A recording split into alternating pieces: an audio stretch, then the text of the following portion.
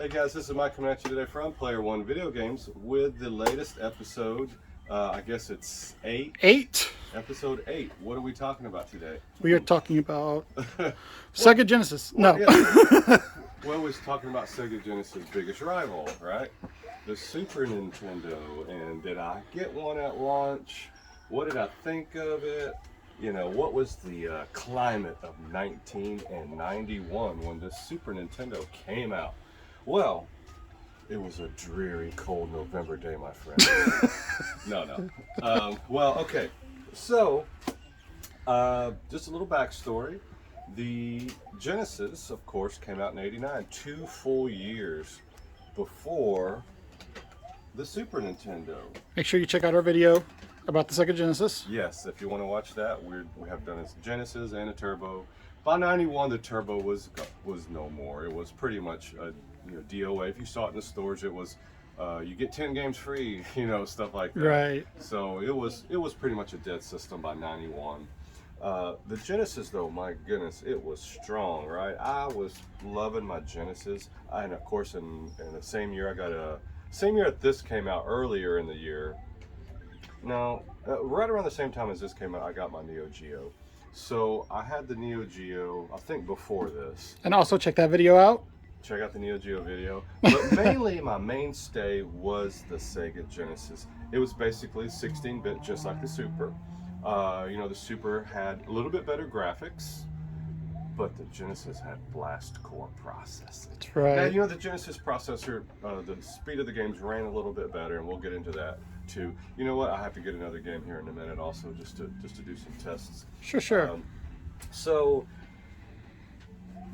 Super Nintendo comes out, right? Right. I've been playing my Genesis for 2 years. I've been playing Golden Axe, been playing the Maddens.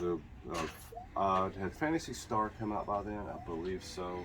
So I was playing Phantasy Star, Shinobi, lots of good stuff. Streets of Rage 1 came out, Altered Beast, stuff like that. So I had already, have got my taste for this. So when this came out, it was more, I want to say, if you were an NES super fanboy, you were excited about this. Mm-hmm. If you didn't like Genesis, if you hated Sega, and didn't have a Genesis, you were excited about this system. Was I excited about this system? I was, just because it was a new system, and it wasn't that much money. I believe it was $199, if I'm right. Mm-hmm. And this is the one that came out at launch. It came with 2 controllers in Super Mario World, right? Let's see, this thing has an old price tag on it. I can't tell where that's from, though. No, that's $139. So that was a little bit later, probably. But these, I believe, were $200 when they came out. Mm-hmm. So I bought this as soon as I knew it was out. There, of course, back then, still kind of no hard launch dates in '91 when this came out. But I saw it somewhere, because I went to a game store every Friday, unless I was sick or something. I was going to a game store on my day off, or if I was off from school and stuff like that, on tech school on Fridays. So I bought it, and there wasn't too many launch games with it. I remember, of course, the pack-in was Super Mario World. F-Zero I bought. It came with, there was Pilot Wings. I think Gradius was a launch title, if I'm not mistaken. I could be wrong on that, but I think this one was a launch title. F-Zero, Pilot Wings, Mario World came with it, and I think maybe one other game. So the 2 games I had at launch was Super Mario and F-Zero. But man, didn't Super Mario just take you all your time, though? I popped it in the system, turned it on, played it for about, seriously, 5 minutes, and go, I do not want to play Mario World anymore. Wow. I had played 1, I had played 2, I had played 3, and it was flat 2D plane. You remember from the previous videos, I was done with flat 2D plane. I wanted some depth, like Streets of Rage. I wanted that. To me, I don't care how good these graphics were, and they were pretty good for the time, but I was used to that type of graphics already on the Neo Geo and the Genesis. So when I popped in Mario World, I went, oh, here we go again. That's just me now, right? Right. Because I had played through 1, 2, and 3. Leave your comments in the comments section. Yeah, leave them down there. So I never played Mario during the time of the Super Nintendo. Super Mario World, I did not really play it until probably the late 90s. Until like 5, 6, 7 years later, when I started getting nostalgic again. So that's when I really played Super Mario World for the first time, truly played through it. So when the system came out, I just popped it in there and said, I'm moving on to the F-Zero. So I got F-Zero. Show us. Okay. Show us. Well, yeah, we're looking at Super Mario World right here, which Yeah. I didn't play. So let's pop in F-Zero. Yeah, show us why. Look at that, we're going back to 1991, folks. Right 91, launch of 91. So I was not the most exhilarated by F-Zero, but here's why. Racing games in 1991, they were all kind of the same. If you played Rad Racer, or this one was just a hair different, you know. If you played Rad Racer or Super Monaco GP, you know, the games, all racing games were very, very similar. This one was just a hair better, you know. It was just a hair better, right? So I was like, okay, this is kind of fun. I played it for a little while. I didn't put a lot of hours into it, and I thought, well, maybe Pilot Wings is better. So I rented Pilot Wings. Like the next week, I could get it at my local games rental place, and this is what I thought. This is not a game; it's a demo. I felt like Pilot Wings was a demo. So I don't want to say I was disappointed with the launch of the Super Nintendo, but I was underwhelmed. And it was really truly because I was playing a Genesis for 2 years and had just gotten a Neo Geo. So you were spoiled with that Neo Geo. I was spoiled. I had 16 and 24-bit graphics already. And even though this graphically was kind of close to Neo Geo in some ways, you had to wait a while. So when did I really and truly kind of start falling in love with the Super Nintendo a little? I never wanted to marry it. I was never in that much in love. She was right. Super Nintendo was more like my mistress. Gotcha. You know, it's my side thing, right? My Genesis, I married. My Neo Geo, I will, you know. You had a harem. Yeah, I had a harem. And so Super Nintendo was just a side piece. So it was not until maybe like a year later or 8 months later, Street Fighter 2 came out. And it was so hot at the arcades. It was the hottest game. It brought the arcades, not that the arcades ever went anywhere. They were still there alive and kicking. But the Street Fighter blew up the arcades again like it was in the early 80s. It was just madhouse in there. You know, you had 5 Street Fighters lined up and they were all being played in quarters up there. You had 4, 5 quarters on the top. You couldn't even get in a game sometimes. So this game to me was the game that launched the Super Nintendo into my playing world, where I played it all the time. And even my best friend who lived next door to me, who, like I always said, he didn't really play games too much, but man, when this one came out... What are you doing there, Mike?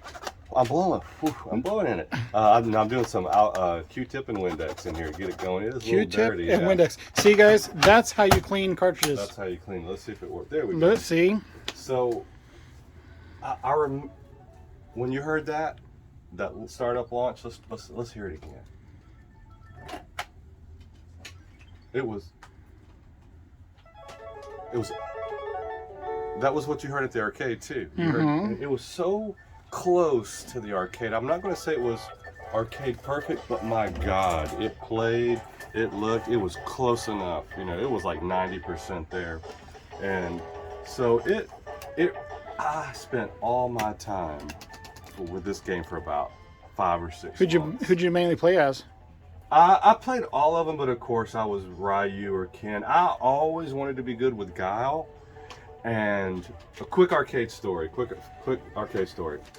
So I worked at Aladdin's Castle when this hit the arcades, and I was pretty good player. But like if somebody was really good with Guile or really good with Chun-Li, whatever, I would lose. I was above average, right? Man, and while I wasn't working, I couldn't play against somebody. I could play if nobody was in there. So there was this kid just wiping up the whole field, right? He was was Ryu, and he was killing everybody, and he was acting snotty and mean, Oh, and no. acting arrogant, sitting there. And I was like, man, I said I wanted to try to play him. I would probably have lost, but my buddy who worked at the corn dog factory down the hall, he was amazing with guile. And now, if you're a good guile player, it's hard to beat, right? Because of that timing is so offbeat. And so I called up the corn dog factory. I said, Johnny, I said, hey, can you come on break and come down here and whip this guy and beat him? He says, I'll be there. I'm coming down there in 5 minutes. So here comes Johnny from the corn dog factory. He was guile. He smoked him, and then it was so it was a nice feeling. But back to I always have to go in the arcade store. So back to the Super. Well, after that, you beat him at Karate Champ, right? Yeah, I'm back. Butterfly Fleck, I became president of the world. So, all right, let's go back to this. So, me and my buddy would play all the time. He would come over and play it, and he could never beat me, right? Not that I was great or anything, but he was really bad. So, we played probably 50 games, maybe around there. And so, this one time we were playing each other, and we was neck and neck. So, it was like whoever got the next hit was going to win. So we did a spin in midair. We hit each other in midair. We both hit the ground, laid down, and he thought he won. He went, yeah, I beat you. And then my guy popped up. Oh, you had like a fraction. And man, he went new. He started cussing at the screen, throwing the controller, and he never played me again. He just had enough, right? He had enough. But not that I was that great, but he was just not that good. So Street Fighter 2, I had a ton of fun with it at home. I still would play it at the arcades too, because that was the thing. But when this thing caught home on the Super, man, it was just wonderful. I loved it. And then, so the Super Nintendo started becoming in my personal rotation, right? And it started getting more popular that second year. It started catching up to the Super Nintendo because graphically, it was just a notch better, than the Super.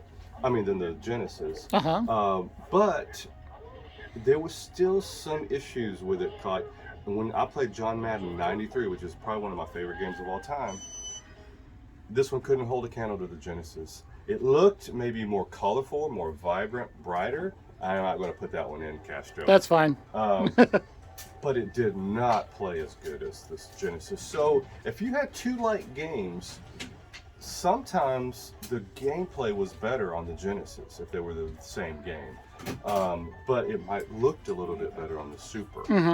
So it just didn't have that blast core processing, right? Is that what it's called? Yeah, blast processing. Blast processing. So, all right, let's keep on moving now. We've talked about the Street Fighter, which was to me was what launched the system, truly launched it, for me at least, and for a lot of people. But all right, the next game I really truly remember that blew me out of the water was Contra 3 Alien Wars, right? Oh, that was cool. So I bought this game brand new. I remember going to the mall, and this game was $70. It was enormous, astronomical amount for the time. But I thought, oh my God, this game is worth it, because I loved Contra on the NES. It was one of my top 10 games on the NES. And I remember hearing, to me, anytime you heard this Konami sound,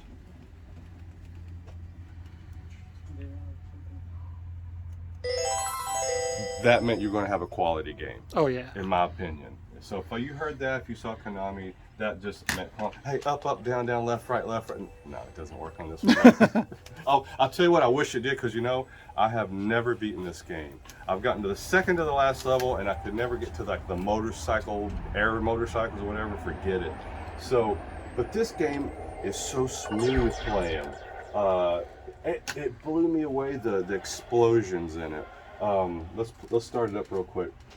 But you had to have super fast reflexes, and I wasn't used to it. So this was a very difficult game to get through, even to get to the next level sometimes. But when you saw those explosions and the sound of the explosions back then, you didn't hear that on a Genesis, and you didn't see that on a Genesis. When this coming up here in just a second.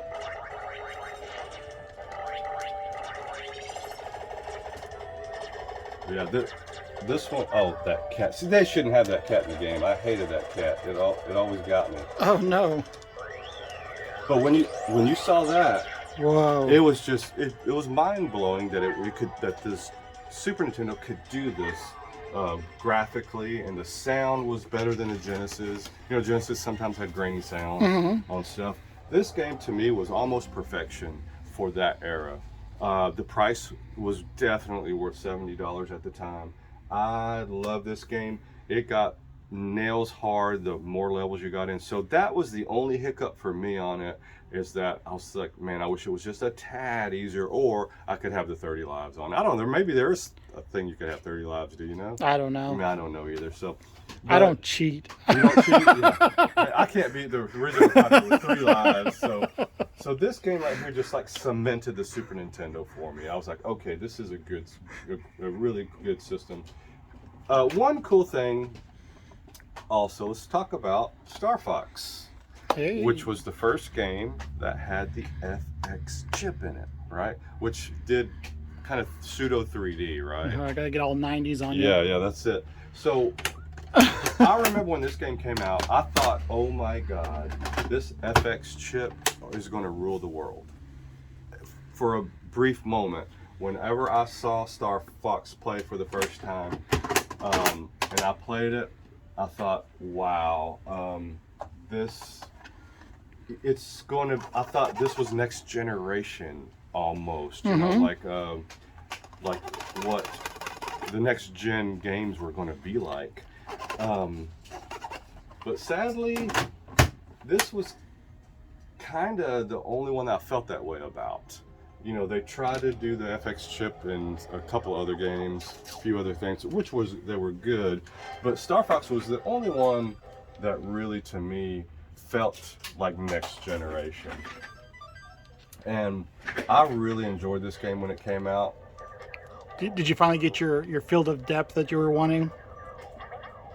What was that now? The field of depth that you were really wanting in a game? You know, to me, it felt like I was playing the Star Wars arcade, you know, a little bit. It was a rail shooter, a little bit, you know, like that. But yeah, it felt, I like these rail shooters. I liked them on the PS1 and the 3DO. They had a lot of those rail shooter type games, Jupiter Strike, things like that. And to me, this game just was like a 32X. You know, when the 32X came out, we'll talk about that another time, but 32X was kind of like this. And so to me, this one pushed this to the limits at that time, I thought, right?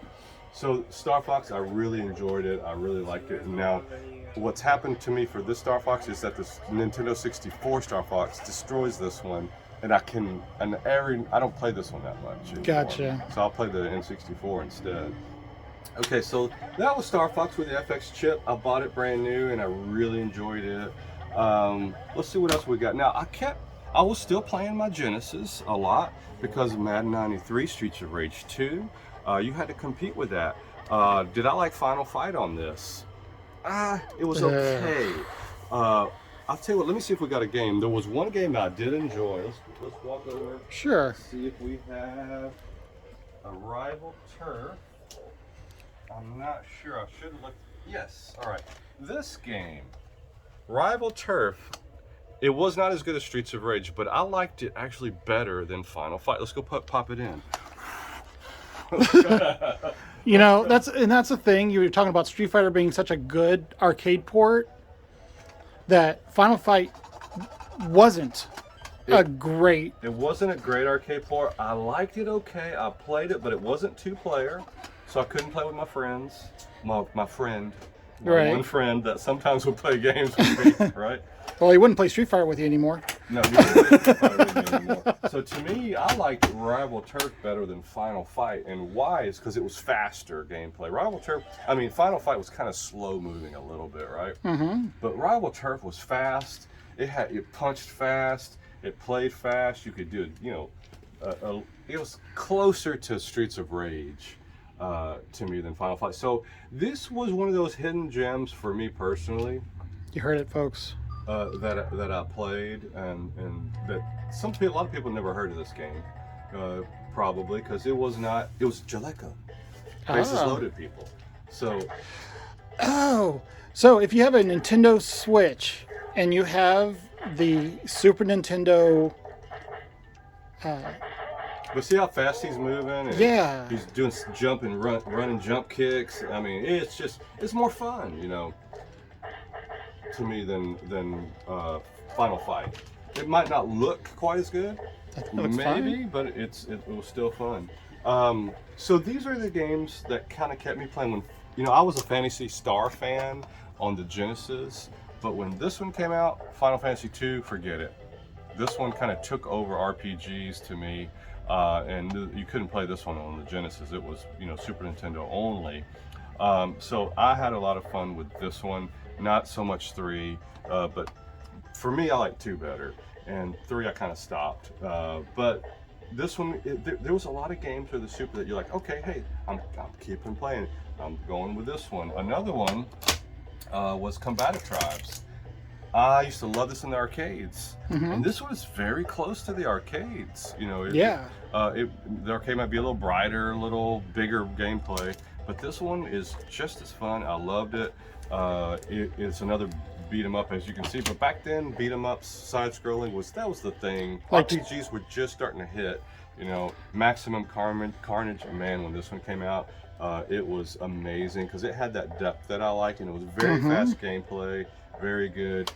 Killer Instinct at the arcade was fun because it was so graphically just cool looking and different, and this one was close enough to the arcades where you're like, wow. And Glacius was my favorite on here. I loved him. It was so good.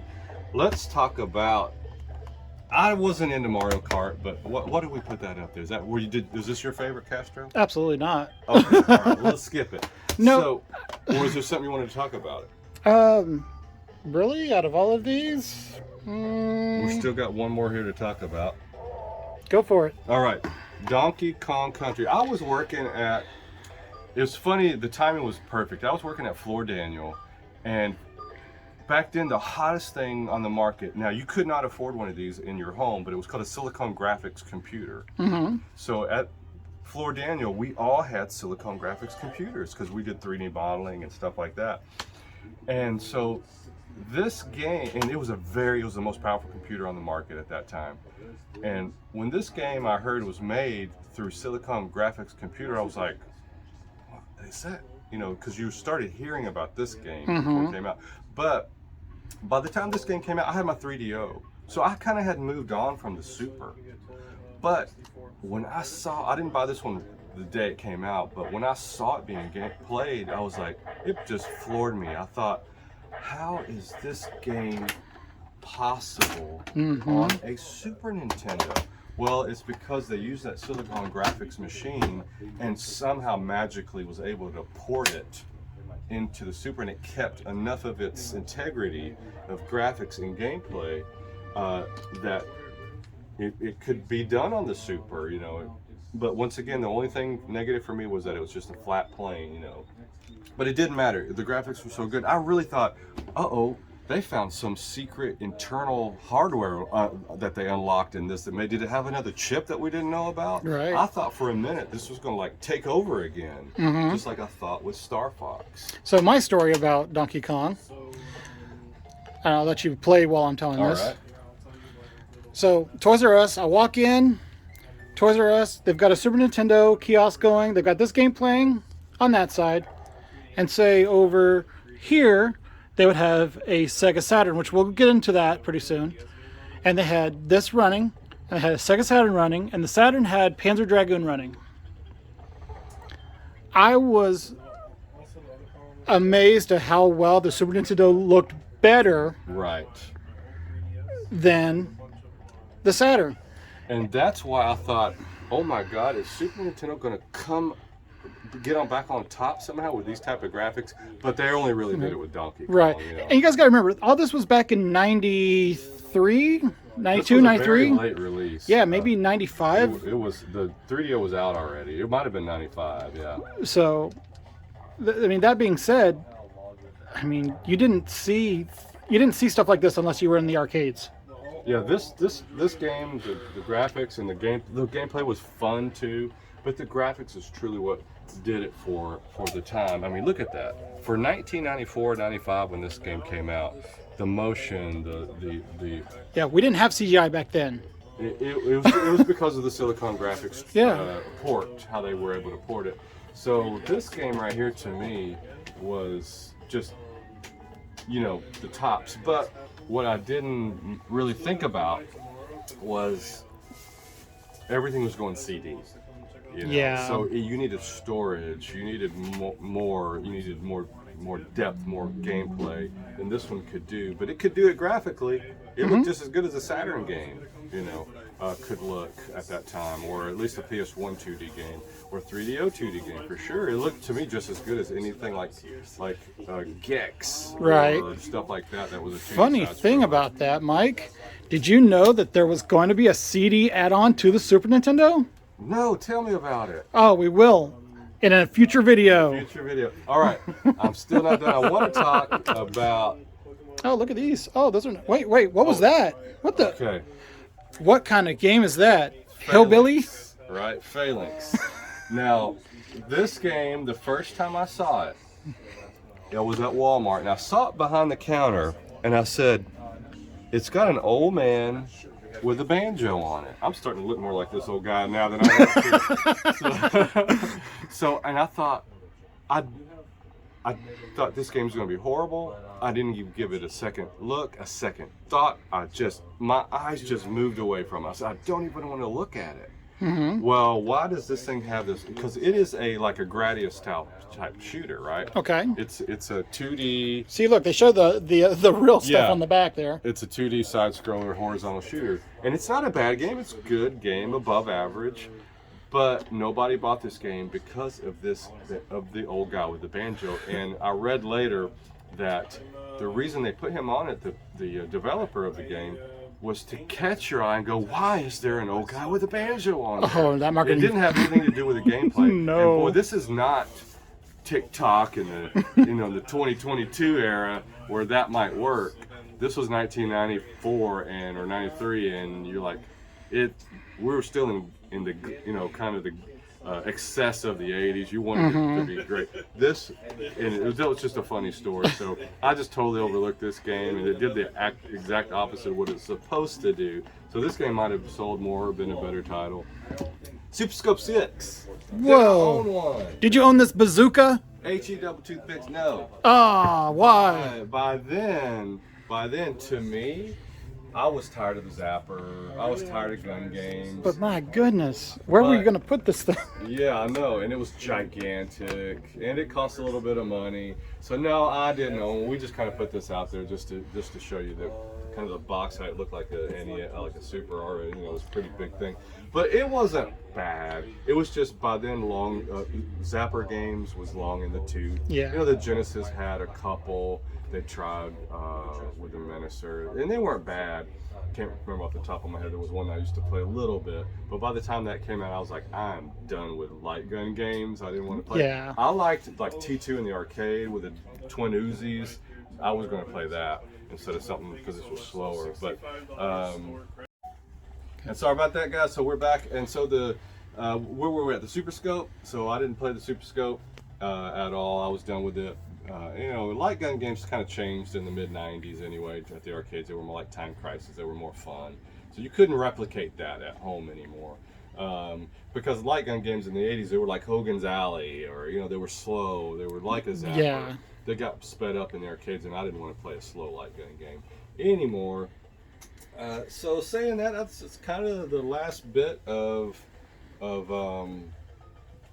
the story time here with the Super Nintendo. But saying all that, hey, all this is actually in stock, and these are in the system, in the box. The systems are in the boxes. These are original, and we got a lot of games in the boxes themselves down here. If you can see all that, Look we at got that. a long row there. Those are all above $50 games. So there's some good stuff, and then we have all these over here in the box still. Woo, so many. So many. So many. I can't even get them all in the I frame. didn't get them all in there. Look at that. I didn't talk about Ooh, one little thing. Big wall. In Japan, the Super Famicom came out about a year before over here. I'm not going to get into it because we're winding down this video. But it like once again, real quick, it was like Mars. I had never exactly heard of a Super Famicom. I might have seen a little picture. They might have said the word Super Famicom in a write-up. Didn't know what it was, at that time. So it was not anything to me. That's probably why I'm not talking about it much. But the Super Famicom, I learned about it, a little bit later, kind of when the PlayStation came out. So hey, saying all that, come on down and check all this wonderful stuff out at Player One Video Games in Friendswood at 101 West Parkwood Avenue. Our number is 281-413. Oh, I almost came out my personal number. Oh, no. 281-992-GAME. 4263. Cut that. So come on down to Player One. It'll be a great time. We're not cutting that. No.